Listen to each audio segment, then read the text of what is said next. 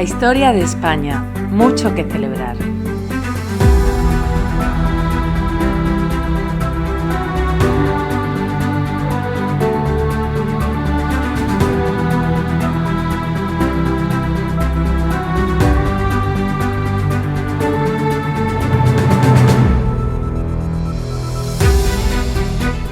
La frase, o más bien la pregunta, ¿cuándo se jodió el Perú?, forma parte de una novela de Mario Vargas Llosa, escrita en el año 1969 y titulada Conversación en la Catedral. Zabalita, uno de los personajes de la novela, la pronuncia mientras contempla melancólico el descolorido centro de Lima. Esta frase primero hizo fortuna en la vida política peruana y más tarde se acabó usando en el ámbito hispano en general para referirse a una situación actual desastrosa o negativa. Y realmente, si lo pensamos, implica un empeoramiento respecto a otra anterior, la cual no parece que estuviera tan jodida. A fin de cuentas, lo que viene a representar o a tratar de descubrir es el porqué del declive y la penosa situación actual de muchas de las repúblicas que nacieron de la desmembración del Imperio Español. Pero también implica, en ocasiones, la inevitable comparación con la otra gran república independizada más al norte de los Estados Unidos de América. Y esto, pues, tiene su importancia, porque desde las posiciones hispanofóbicas se ha venido alentando un par de ideas. Simples y absurdas, pero parece que efectivas. Una es que España esquilmó aquellos territorios de sus materias primas, fundamentalmente el oro y la plata, y les dejó sin riqueza de la que partir como nuevas naciones. Y la otra es contraponer una superioridad social, moral o intelectual anglosajona, o si se quiere protestante, a un modelo latino o católico, que por su propia naturaleza es caótico, corrupto, ineficaz, fanático o enemigo del progreso. Y bueno, a poco que escarbemos nos damos cuenta de que ambas premisas distan mucho de estar detrás de la situación económica, social o geopolítica actual de las naciones hispanoamericanas. Y hoy lo vamos a ver. Mucho que celebrar. Soy Óscar Molina. Bienvenidos. Este episodio no va a ser un intento de análisis detallado, pormenorizado del porqué de la situación actual de muchos países de la América hispana. Eso, bueno, queda bastante lejos, ¿no?, de mis capacidades y además sería muy, muy amplio y ambicioso. Una cosa así tendría que apoyarse en ciencia económica, demográfica, sociológica, etcétera, ¿no? Que no solo me queda lejos, como os digo, sino que además pues es algo que está siempre sujeto a opinión, ¿no?, interpretación, a examen. Yo no voy a ofreceros una opinión sobre el tema, yo os voy a ofrecer hechos. Hechos que desmienten los tópicos que circulan sobre el asunto y hechos en los que me apoyo para llegar a la conclusión de que la América que sucedió al Imperio Español no había sido despojada de sus riquezas ni empobrecida. Y para llegar a la conclusión también de que la comparación con los Estados Unidos pues es bastante inadecuada, ¿no?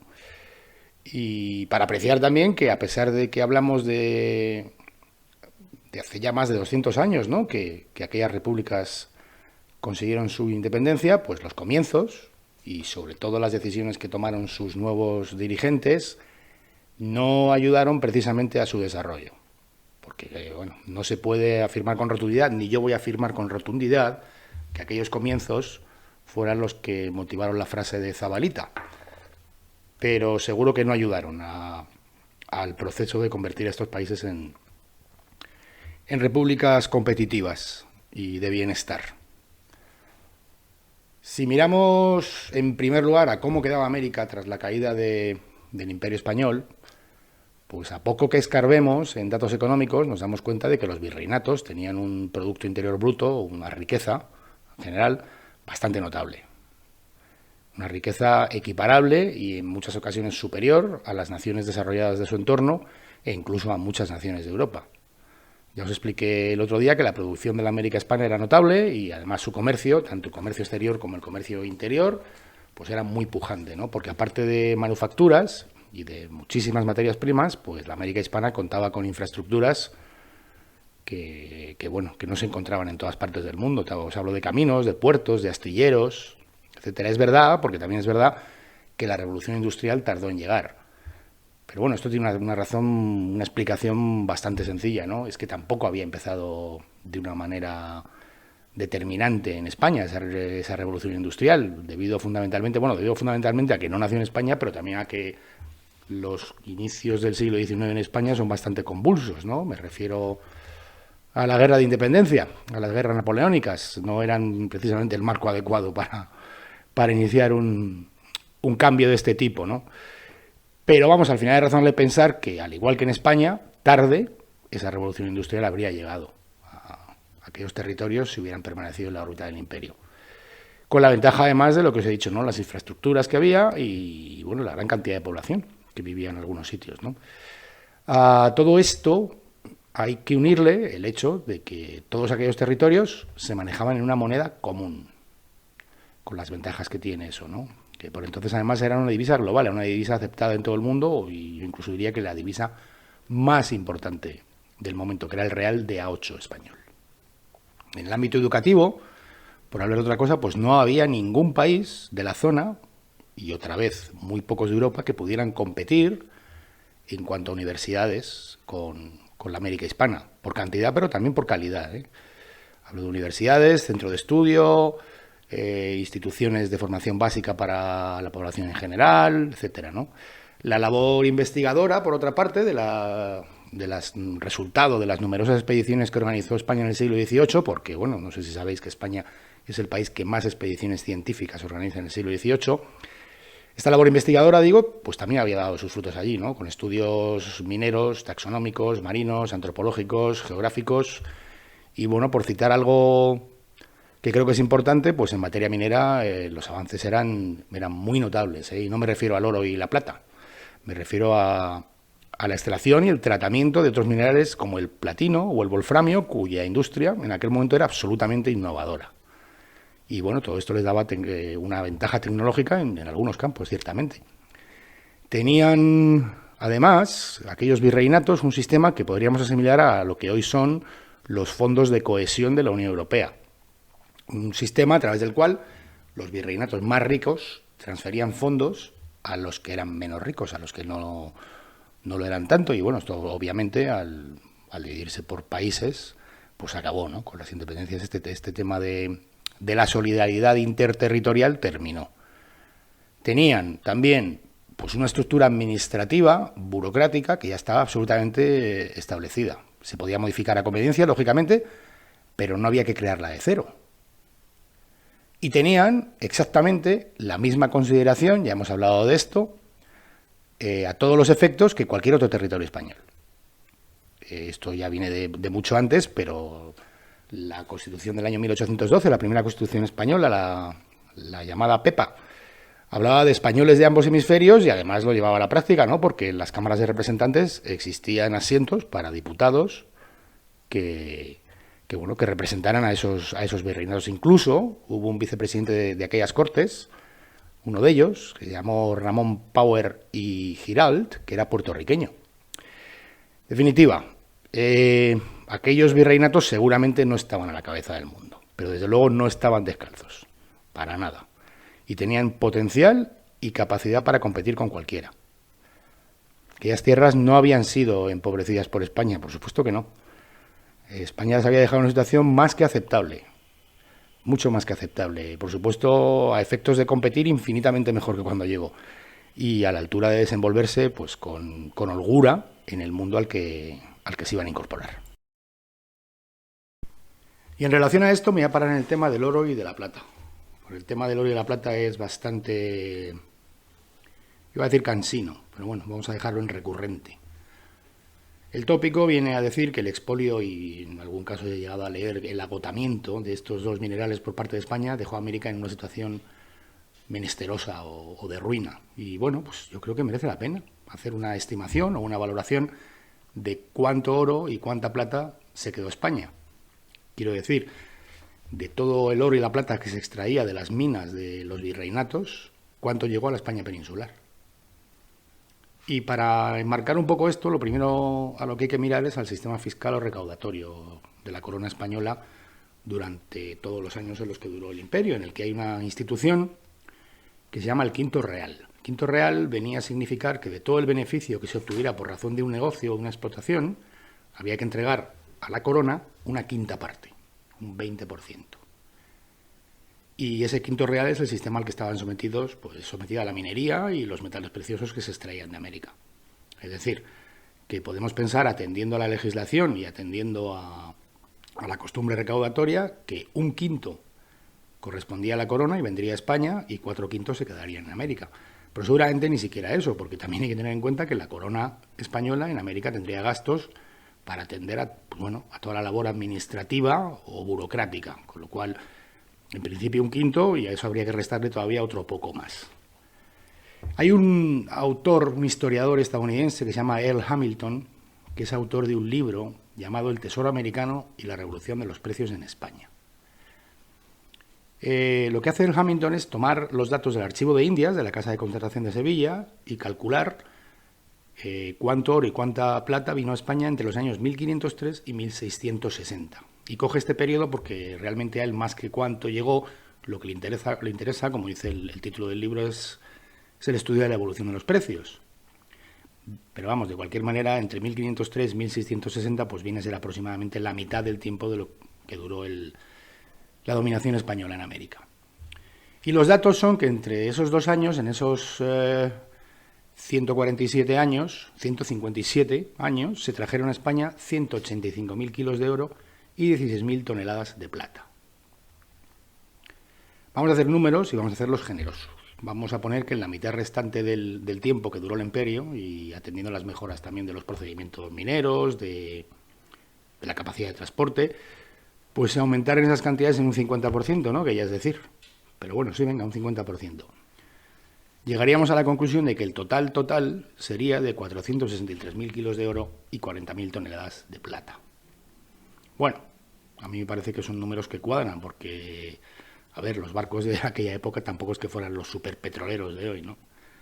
Así que bueno, que a mí sí me parece que esté dentro de un orden de magnitud aceptable. Pero es que, bueno, supongo que sabéis que en España hay minas de oro y de plata. Pues bueno, pues según la revista Mercado, que es una revista que ya no existe, era una revista en papel, una revista económica, hizo un estudio en el año 1988 y de ese estudio se puede deducir que en esos 300 años España pudo producir unas 1.500 toneladas de oro, o sea, más del triple del que llegó de América, y unas 66.000 toneladas de plata, es decir, un 50% más de lo que llegó de América. Por supuesto no es poco, yo no estoy diciendo que sea poco, es más, de hecho supuso una inyección financiera muy importante para la hacienda española, que luego se gastara, en prestamistas y guerras que igual había que haber enfocado de otra manera, pero bueno, ese es otro tema. Pero vamos, de ahí a afirmar que España se enriqueció con el oro y la plata de América, pues va mucho trecho, Va mucho trecho, porque al menos 4/5 partes de aquel oro y aquella plata se quedaron allí. ¿Cómo se financió la construcción de cientos de ciudades? ¿De dónde salió el dinero? ¿De dónde salió el dinero para levantar caminos, puertos, astilleros, industrias, universidades, colegios, catedrales, bibliotecas, edificios públicos, hospitales? Pues claro, de la riqueza extraída allí, que repito, allí se quedó en su inmensa mayoría. Pero es que es más ridículo aún afirmar que esa explotación dejó a aquellos territorios en la más absoluta pobreza. Mira, México es hoy, 2022, el primer productor de plata del mundo y Perú el segundo. Y entre los 10 primeros, 5 son hispanoamericanos: México, Perú, Chile, Bolivia y Argentina. Aún hoy, 2022, Perú es el 6º productor mundial de oro y México el 9º. Y estos países están en esos puestos del ranking, si queréis, desde que España ya no está allí, desde que España se fue. Así que de agotamiento nada. Esos países siguen teniendo y vienen teniendo desde su independencia una riqueza mineral impresionante. Y luego además hay cosas que no cuentan, o que no son populares, o que no están en la calle. Como por ejemplo que si vas, aunque sea a Google, y miras a ver qué empresas mineras son las más importantes operando allí, te das cuenta de que las principales explotadoras de yacimientos de oro no son peruanas. Newmont Gold Corp, Barrick Gold, Anglo Gold, Yamana Gold no son peruanas. Si te vas a la plata, Pan American Silver, Gold Corp, Glencore, Southern Copper, First Majestic Silver no son mexicanas. Es más, la mayoría proceden de países anglosajones, principalmente de Canadá. ¿Quién se lleva el oro y la plata de Hispanoamérica? ¿O cuánto oro y plata se extraía en Hispanoamérica antes de la llegada de los españoles? Pues seguramente poco. Y cuando los españoles se van, esa industria minera, creada por ellos, por mestizos e indígenas, ¿a quién pertenece? ¿Quién entrega la parte del león de esa industria a empresas extranjeras? ¿También España? Yo creo que no. Yo creo que esa industria pertenece a las recién creadas repúblicas y son sus dirigentes los que las ponen bajo el dominio extranjero. Eso sí, acusando a los españoles de esquilmarlos y empobrecerlos porque se llevaban la quinta parte del oro y la plata de España, dejando allí el resto. Porque se llevaban 2 de cada 10 kilos cuando dejaban allí 8. Que a la vista está además, ¿no? Porque se invirtió en crear una de las comunidades humanas más pujantes de su tiempo. Así que bueno, ya vale la tontería, ¿no? Ya vale la tontería. Por poner otro ejemplo de un país al que España supuestamente esquilmó. Si leéis a Eduardo Galeano, que es autor de un libro titulado Las venas abiertas de América Latina, Eduardo Galeano además no es nada sospechoso de ver con buenos ojos la obra hispana en América. Dice Eduardo Galeano en este libro que en Venezuela se ha extraído en medio siglo una renta petrolera tan fabulosa que duplica los recursos del Plan Marshall para la reconstrucción de Europa. El Plan Marshall es que puso en marcha Estados Unidos para reconstruir Europa tras la Segunda Guerra Mundial. También se llevaron el petróleo los españoles. El de Venezuela, el de Ecuador, el de México. No sé, a mí ya no me sorprende nada. Igual algún día salen con que España esquilmó el petróleo de América. Sí, quizás se lo tengan que hacer mirar los dirigentes de esos países, ¿no? Maduro, por ejemplo, que acaba de salir con la cantinela de que el rey de España pida perdón, o López Obrador, o tantos otros. Así que no, ya vale, como he dicho, porque hay un momento en el que uno debe dejar de ser adolescente, debe madurar y dejar de echar la culpa de sus males al mundo, al empedrado y en general al pasado. Y esta gente, estos dirigentes de ayer y hoy, han tenido 2 siglos para madurar y sobre todo para dejar de mentir. Por ejemplo, otra. ¿Sabéis lo que fue el Tratado de Guadalupe Hidalgo? Bueno, pues México, como sabéis, hereda el virreinato de Nueva España y con él todo el sur de los Estados Unidos. En el año 1848, tan solo 28 años después de la independencia de México, pues entra en guerra con Estados Unidos. Los norteamericanos ganan y le arrebatan toda esa parte sur, que entonces era México, y a partir de entonces Estados Unidos, incluyendo California y Texas. ¿Sabéis cuánto oro se ha sacado de California desde entonces? ¿Sabéis cuánto petróleo hay en Texas? ¿Habéis oído a algún dirigente, habéis oído a López Obrador alguna vez decir o poner el grito en el cielo porque el imperialismo violento norteamericano les haya arrebatado sus riquezas por la fuerza? No, fueron los españoles. En fin, seguimos. Hablando de la herencia española como desventaja para el desarrollo y contraponiéndola a la anglosajona, que supuestamente explicaría la diferencia entre el éxito y el fracaso de estas nuevas naciones independientes, a mí me parece que esto es una tremenda simplificación. Hay países como la India o Belice, Trinidad y Tobago, Jamaica, Malawi, Gambia, Uganda, Zimbabue o Tanzania, que también fueron colonias inglesas y no se encuentran hoy precisamente a la cabeza del desarrollo económico o del bienestar social, ¿no? Y además no es cierto que Hispanoamérica haya sido siempre pobre. Hace unos 80 años, unos 100 años, había países como Argentina, Cuba, Venezuela, Uruguay a los que les iba muy bien. Pero es que seguramente el éxito de Estados Unidos haya que buscarlo dentro de los Estados Unidos. Y habrá muchas razones, por supuesto, pero creo que no andaremos muy desencaminados si apuntamos a un proceso de independencia total, de verdad. No solo territorial, sino económica, y desde el principio.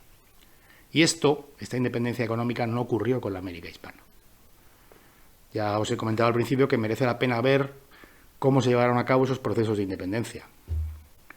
A ver, porque también hay que entender, ¿no? La independencia de los virreinatos era algo inevitable. Quiero decir que solo hay que mirar a la historia para entender que ningún imperio dura para siempre, ¿no? Y el español pues no iba a ser una excepción.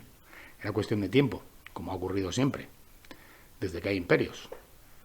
Y aunque no voy a entrar de manera detallada en esos procesos, porque lo que me interesa hoy es otra cosa, sí quiero desmentir esa historia fabricada otra más, que describe a las independencias como guerras de liberación por parte del pueblo indígena patriota sometido por la tiranía española, porque no fue así. No fue así.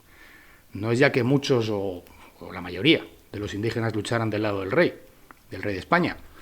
Es que los promotores de aquello fueron fundamentalmente españoles, descendientes de españoles, criollos y en general clases acomodadas. O sea, el mito del pueblo llano oprimido que se libra de las cadenas del tirano es otra milonga más. Y esas clases acomodadas de las que hablo han venido constituyendo al final las oligarquías que han gobernado la América hispana de acuerdo a sus intereses, desde el principio, desde la independencia. Y cuando han aparecido movimientos de presunta liberación, pues lo que se ha hecho ha sido cambiar oligarquías por aparatos de partido. En los que, por cierto, y en ocasiones, las oligarquías no han tenido reparo en integrarse. Cambiando de chaqueta, pues para poder seguir llevando chaqueta. Sobre esto, si os interesa, os aconsejo un libro titulado Los españoles que no pudieron serlo, de José Antonio Ullate, que es magnífico. Y que yo solo he encontrado en versión papel. Yo no he sido capaz de encontrarlo en versión electrónica, pero vamos. Que ya os digo que hoy quiero fijarme en otras cosas. Hoy me interesa que veamos cómo aquellas repúblicas nacen como países independientes de una manera formal, pero con una dependencia muy notable del exterior. Una dependencia que al final determinó en gran medida sus primeros pasos y, en mi opinión, hipotecó su futuro. Y bueno, pues para esto hay que hablar de Inglaterra.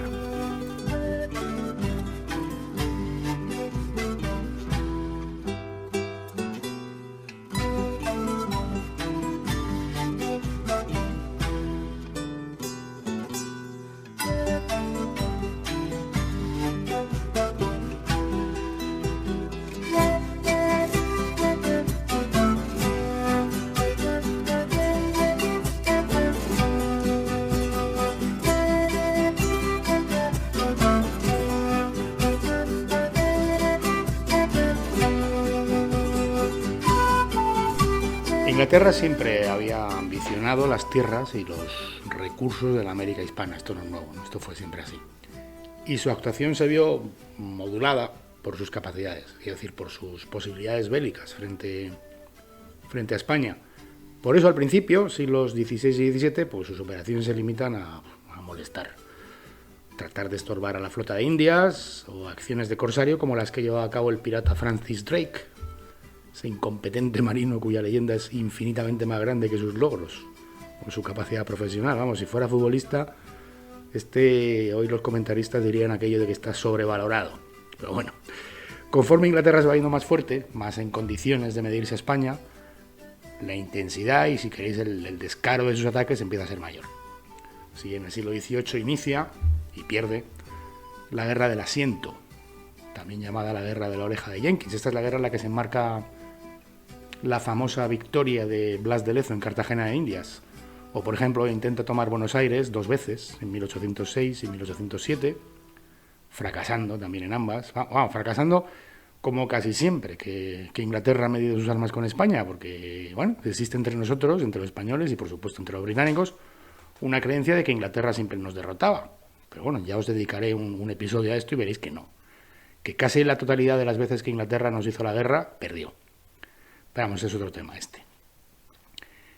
Poco a poco, paralelo a la vía militar, se abre camino unas propuestas más mixtas, ¿no? Más alternativas, más inteligentes, retorcidas. Ya en 1711 había aparecido, bajo autoría anónima, un panfleto en Inglaterra, titulado literalmente Propuesta para humillar a España. Y bueno, venía a ser un plan, explicaba a gobernantes, inversores, empresarios británicos, para ocupar los territorios hispanoamericanos y hacerse con sus materias primas, incluidas las minas, por supuesto, para abrir una ruta comercial en la que se introducirían esclavos negros y productos manufacturados británicos, y asegurarlo todo con una colonia en Buenos Aires, que sería, digamos, un puerto franco, ¿no? Para aprovisionar por entero a todo el continente. Ya os digo que se intentó llevar a cabo parte, ¿no? Con la toma de Buenos Aires un par de veces. Pero bueno, visto el fracaso, se va optando por un plan B. Un plan B que va a estar favorecido por los acontecimientos, ¿no? Por los procesos, por el inicio de los procesos de las revoluciones que van a dar lugar a la independencia de repúblicas hispanoamericanas. Este plan se llama el Plan Maitland. Maitland por su autor, que era un escocés que era general del ejército inglés. Y cambiaba un poco el enfoque meramente militar, por otro que apoyara de una manera económica y material, y que fomentara los movimientos independentistas que empezaban ya a impulsar las élites criollas en la América hispana. Y bueno, pues así se hace. Se decide apoyar económica y militarmente a las cabezas visibles de estos movimientos, como son Simón Bolívar o José de San Martín, y fijar tres objetivos. Tres objetivos que conviene que nos recordemos, vamos a ir uno por uno sobre ellos, porque se cumplen milimétricamente. El primer objetivo era que el proceso de independencia de Hispanoamérica diera origen a la mayor cantidad de estados posibles. Es decir, a Inglaterra no le interesaba que de todo esto salieran 3 o 4 estados fuertes. Interesaba la fragmentación del territorio, que hubiera un montón de paisitos y ninguno demasiado fuerte. El segundo objetivo era que los nuevos estados hispanoamericanos adoptaran de forma irrestricta el libre comercio y se incorporaran al mercado mundial. Ya por entonces el centro del mercado mundial era Inglaterra, pero que se incorporaran como simples productores de materias primas.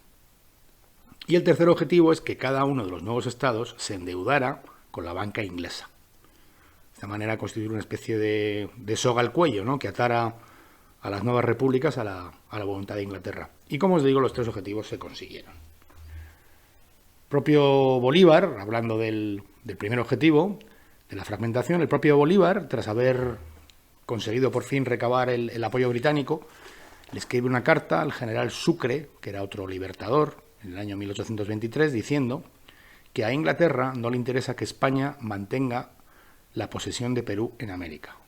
Prefiere que sea independiente, con un poder débil y un gobierno frágil.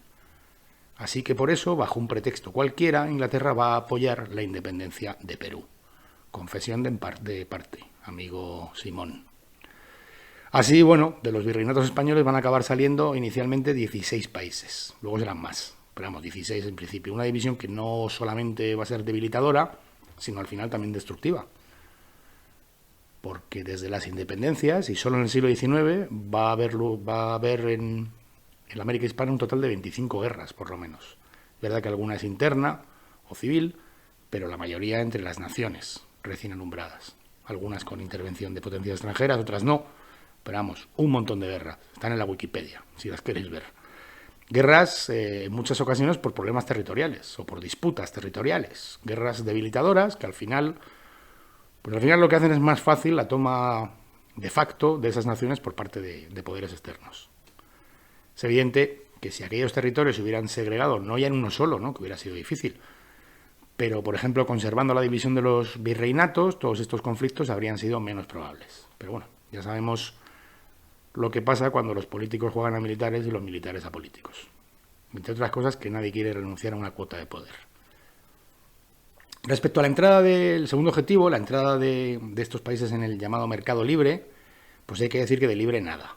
Al final lo que había era una atadura cuasi monopolística con Inglaterra y un vaciamiento y externalización de su riqueza industrial tremendo, como vamos a ver. Os voy a dar datos sobre este tema y sobre el siguiente, el de la deuda, que contraen estas repúblicas, que salen de diversos libros. Os los voy a citar ahora porque las referencias van a ser salteadas de uno a otro y tampoco quiero aburriros con la procedencia de cada una, ¿no? Los libros son, os lo he citado antes, Las venas abiertas de América Latina, de Eduardo Galeano, Malditos libertadores, de Augusto Zamora, La leyenda negra refutada, de Enrique Fernández de Córdoba y Calleja, La involución hispanoamericana, de Julio González, y Matar a la madre patria, de Miguel Saralegui. En otra carta de Simón Bolívar, que bueno, parece que tenía un furor epistolar bastante grande, ¿no? Una carta, digo, a un empresario inglés de la época bastante influyente, que se llamaba Maxwell Hislop, Simón Bolívar le escribía que la pérdida que iba a tener Gran Bretaña si no intervenía en la guerra contra España iba a ser incalculable. Y que esa pérdida consistía en todo el continente meridional de la América, del que, protegido por sus armas y comercio, extraería en solo 10 años más metales preciosos que los que circulan por el universo. Y al mismo tiempo se le podía entregar al gobierno británico las provincias de Panamá y Nicaragua, para que formara de estos países el centro del comercio mundial. Así que bueno, Simón Bolívar en sus cartas no dejaba de hacerse fotos. Porque sí, porque ese era el precio que estaba dispuesto a pagar Bolívar por la ayuda inglesa a la independencia, y se pagó, vaya que se pagó. Y no solo a Inglaterra, porque por poner el ejemplo de Chile y de sus yacimientos de cobre, estos yacimientos se pusieron en manos de las empresas norteamericanas Anaconda Copper Mining y Kennecott Copper. Y en medio siglo estas dos empresas habían remitido desde Chile a sus casas matrices 4.000 millones de dólares. Así que bueno, lo del comercio libre, el libre comercio, pues eso, sobre el papel, sobre todo tras la firma de los tratados de amistad, comercio y navegación que Inglaterra firmó entre 1824 y 1825 con Argentina, con Chile y con la Gran Colombia, y luego los fue firmando calcados con el resto de países. Mediante estos tratados quedaba establecido que la mayor parte de las exportaciones de estos países, que eran además de materias primas, se habían de hacer hacia Inglaterra, y que la mayor parte de las importaciones se deberían hacer desde Inglaterra. Libre comercio, ya veis. Este acuerdo, por ejemplo, asimilaba a todos los barcos británicos a los navíos nacionales de estos países, lo cual, pues, oye, no solo les daba el monopolio del comercio, sino que al final arruinaba, lógicamente, a los astilleros nacionales. Claro, ¿para qué vamos a hacer barcos si ya lo ponen ellos, no? También se les autorizaba a ellos, a los ingleses y solo a ellos, a navegar por los ríos interiores de las nuevas repúblicas, y establecía que toda la navegación de ultramar, es decir, de Europa a estas repúblicas y en sentido contrario también, de estas repúblicas a Europa, se llevará a cabo por navíos británicos. Libertad de comercio, decían. Por un ejemplo, al iniciarse 1890, Chile destinaba a Inglaterra las 3/4 partes de sus exportaciones. Otra vez, materias primas. Y de Inglaterra recibía la mitad de sus importaciones. La dependencia económica comercial de Chile era todavía mayor de la que padecía por entonces la India, por ejemplo. Así que claro, con razón, al inicio de todo este proceso de independencia, el entonces ministro de Exteriores inglés, que se llamaba George Canning, dijo: la cosa está hecha, el clavo está puesto, Hispanoamérica es libre. Y si nosotros no desgobernamos tristemente nuestros asuntos, es inglesa. Y el clavo, ya que esta señora hablaba de clavos, lo pusieron los préstamos que los libertadores contrajeron con la banca inglesa para financiar su independencia. Unos préstamos absolutamente usureros que garantizaban la dependencia de Londres de estas nuevas repúblicas. Esta deuda se convirtió en una losa insoportable. Podéis imaginar, ¿no?, unos países que habían entregado ya su industria, habían renunciado a su comercio y que ahora contraían estas deudas, pues os podéis imaginar, ¿no? O sea, un panorama pues poco alentador, ¿no? Para que os hagáis una idea, Argentina logró pagar su primer préstamo, el primero, en 1946, es decir, más de 100 años después de haberlo contraído. Venezuela en el 1952 y, por ejemplo, Ecuador en el 1977. Por cierto que además de los 22 millones de libras de estos préstamos iniciales, a las repúblicas llegaron 7. Es decir, la tercera parte. Tras deducirse los intereses iniciales y las comisiones de los intermediarios, al final llegaron 7 millones. Así que eran unos linces. Estos libertadores eran unos linces, porque además, y lo vamos a ver que en los dos sentidos, linces en los dos sentidos, porque para pagarlos empezaron a endeudarse más. De hecho, el cónsul inglés en la Gran Colombia, Robert Porter, tiene anotado en su diario que en el año 1827, es decir, poquísimo después de la independencia, en una entrevista con Bolívar, el libertador, Bolívar le confesaba que la deuda interna del país era de 71 millones de dólares. Así que, bien. Deuda con la que, ahora en el otro sentido de linces, negociaban sus ministros y compañeros de gobierno. Se cuenta, de hecho, que el vicepresidente, Santander, de apellido, poseía 2 millones de la deuda de su propio país. O sea, una auténtica ruina. Así que bueno, ya lo habéis visto. No hay la menor duda. No hay la menor duda de que la situación pasada y actual de las repúblicas hispanoamericanas es fruto del oro que se llevó España y de ser su heredera política, intelectual y social. Vaya tela. Mira, yo sé perfectamente que esta situación que os he descrito no se le puede atribuir todo lo que ha pasado, ¿no? Pero sí que creo que todo esto que acabáis de oír da perfecta cuenta de que los comienzos de estas naciones fueron desastrosos. Y vamos, yo no sé, me caben pocas dudas de que estos comienzos desastrosos influyeron en su devenir posterior. Pero vamos, lo que no se sostiene es que España vaciara y empobreciera América. Y menos se sostiene aún que la situación de hoy sea la que es por eso.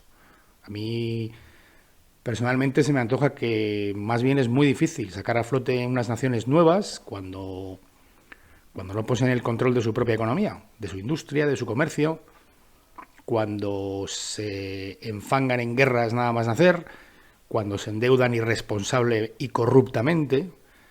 Es muy difícil. Y esto no es achacable a España, ¿eh? No es España la que endeuda a estas repúblicas, no es la que entrega su industria, no es la que entrega su comercio, no es la que promueve guerras entre ellas. No, esto es achacable más bien a quienes, llamados libertadores y considerados héroes, pues realmente obraron como patrocinadores de las cadenas que habrían de asfixiar a sus países y se comportaron pues como verdaderos traidores, ¿no?, a sus conciudadanos. De todas formas, yo tampoco quiero acabar sin señalar la viga en el ojo propio, porque bueno, es verdad que la invasión napoleónica pues fue el pistoletazo de salida, ¿no?, de las independencias, y que ante eso España pues poco podía hacer, ¿no? Poco podía hacer, bastante tenía con la guerra que tenía en casa. Pero también pienso que de la misma manera que los llamados libertadores patrocinaron unos procesos de una manera torpe y maliciosa, es justo decir que la actitud de la corona española, encarnada en el desastroso, ominoso, impresentable e indecente Fernando VII, pues tuvo mucho que ver. Tuvo mucho que ver. Como os he dicho, creo que la independencia era inevitable.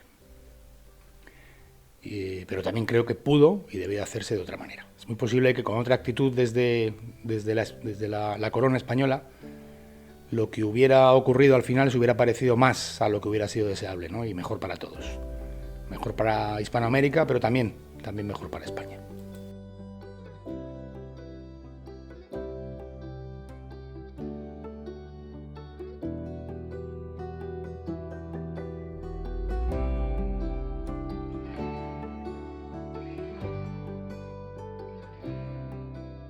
He querido hacer este audio a continuación del anterior porque creo que ilustra bien cómo de absurdo es el argumento negro legendario global, ¿no? El argumento que habla de América como una tierra idílica, habitada por seres esencialmente buenos, conquistada por unos brutos sedientos de oro, a los que, bueno, finalmente se pudo expulsar, aunque sin llegar a impedir que dejaran tras de sí la ruina y unas estructuras que han hecho imposible el desarrollo. Creo que este audio cierra el círculo abierto en el episodio anterior, frente a todo este edificio argumental que es completamente pueril, que es falso, que es instrumental y en el que tú no tienes que creer ni darle el mínimo crédito porque no es cierto.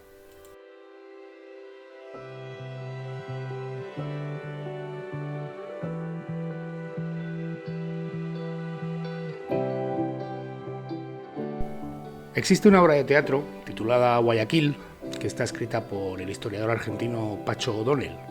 Y en esa obra de teatro, en una escena de esa obra de teatro, el personaje de Simón Bolívar le pregunta al libertador de Argentina, José de San Martín: entonces, José, ¿para quién hemos trabajado? A lo que San Martín responde: para los ingleses, Simón, para los ingleses. Un fuerte abrazo, nos vemos por aquí.